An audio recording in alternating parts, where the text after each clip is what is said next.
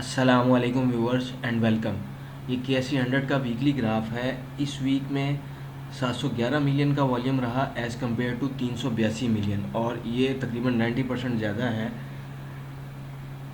Previous volume से। देखते हैं तो रेंज जो है 2447 पॉइंट की रही, और मार्केट क्लोजिंग जो है वो 1089 point week on week basis minus close हुई। ये फॉर्मेशन का ब्रेकडाउन हुआ है, और ये इस एरिया में ब्रेकडाउन हो गया था 42,700 से नीचे क्लोजिंग आने की सूरत में। और ये टारगेट नीचे 38 और 36.5 मिनिमम टारगेट्स हैं, और उसके बाद अगर ज़्यादा डीप होती है तो फिर कोविड वाला लो जो है 28,000 इंटैक्ट हो जाएगा। सपोर्ट एंड रेजिस्टेंस की बात करें तो मैंने प्रीवियस वीक में 42,700 की रेजिस्टेंस दी थी। तो एक बंदा मुझे कहने लगा, अमीन साहब ये तो ऊपर चली गई मार्केट, 42,987 से गिरी है, 42,700 से तो नहीं गिरी। तो मैंने कहा भाई ये मोमेंटम होता है कि आप सप्लाई बंद भी कर देते हैं फिर भी फ़ैन कुछ देर चलता रहता है।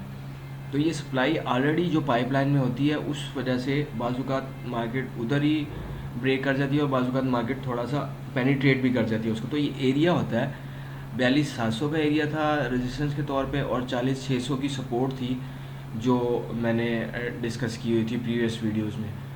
तो वैसे ही हुआ। इस वक्त IMF के जो मुज़ाकरात हैं गवर्नमेंट ऑफ पाकिस्तान के साथ, उनकी भी बड़ी डिस्कशन हो रही है। उसी ज़िमन में गवर्नमेंट ने सुपर टैक्स इम्पोज़ किया, जिस वजह से जो है मार्केट क्रैश की सूरत हाल फ्राइडे को हो गई, और कंपनीज़ जो हैं उनकी प्रॉफिट यील्ड्स जो हैं और डिविडेंड यील्ड्स जो हैं वो भी डिस्टर्ब होंगी।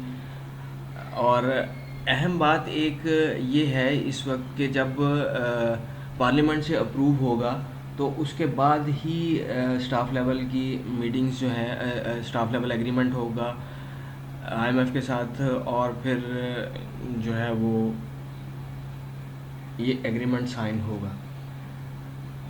अच्छा, कल फ्राइडे को 24 जून को जो है 2241 पॉइंट की रेंज रही, और ये हाईएस्ट रेंज है सिंस 1993। ये रेंज के ग्राफ में भी मैं आपको दिखा देता हूँ कि ये कोविड में भी इतनी रेंज नहीं थी।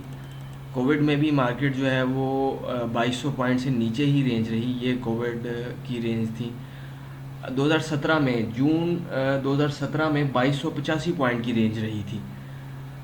तो ये कल हाईएस्ट, सेकंड हाईएस्ट रेंज हुई है सिंस 1993। अच्छा, ये रेजिस्टेंस लोअर लोज लग रहे थे, तो यहाँ पे लोअर लोज जब लग रहे थे तो यहाँ पे फ्लैट सपोर्ट थी, तो इसका ब्रेकडाउन होना था, लेकिन ये ब्रेकआउट हो गया और it turn into fake out. और ऐसा ही होता है कि जब ब्रेकआउट या ब्रेकडाउन का फेलियर होता है तो सेकंड दूसरी साइड पे जो मूव आती है वो फिर तूफ़ानी होती है, जिसकी एक झलक हमने फ्राइडे को देखी। ये सपोर्ट थी, इसने रेजिस्टेंस बनना था, 4 दफ़ा 42,700 की सपोर्ट थी, इसने रेजिस्टेंस बनना था, और ये रेजिस्टेंस के तौर पे ही एक्ट हुआ। अभी पॉजिटिव न्यूज़ आती रहेंगी, तो मार्केट में जिग जैग के साथ ही चलना होता है। स्ट्रेट फॉरवर्ड तो कभी भी नहीं जाएगी मार्केट, जब भी जाएगी वो जिग जैग के साथ ही मार्केट चलती है। इंडिविजुअल कंपनीज़ में मैंने सिर्फ 2-3-4 कंपनीज़ का जिक्र किया था कि ये बुल ट्रेंड में है। पोल बुल में था, वो भी अपनी हिस्टोरिकल रेजिस्टेंस से 2018 में जो लगी थी वहाँ से नीचे गिर गया। ईफर्ट बुल में था, ये अब सुपर टैक्स की ज़द में है, और इसकी प्रॉफिटेबिलिटी भी डिस्टर्ब होगी। सीमेंट सेक्टर तो पहले ही बियर ट्रेंड चल रहा है, इंटरेस्ट रेट बहुत ज़्यादा है, डिमांड कम है, और सुपर टैक्स भी इनको इफ़ेक्ट करेगा, इनकी प्रॉफिटेबिलिटी को डिस्टर्ब है। मैपलीफ भी बियर ट्रेंड चल रहा है। और आईटी सेक्टर की अगर बात करते हैं तो आईटी में टीआरजी इस वक्त जो है वो ये मैंने डिस्कस किया था कि ये हाइबरनेशन में है इस वक्त, लेकिन अभी भी हाइबरनेशन में ही रहता हुआ लग रहा है। कुछ ये नैरो करता जा रहा है, अपनी रेंज को नैरो करता जा रहा है, और नैरो करने के बाद एक टाइम ऐसा आता है कि फिर वो रेंज बर्स्ट हो जाती है। नेट्सवॉल में कंपनी कॉन्टीन्यूसली बायबैक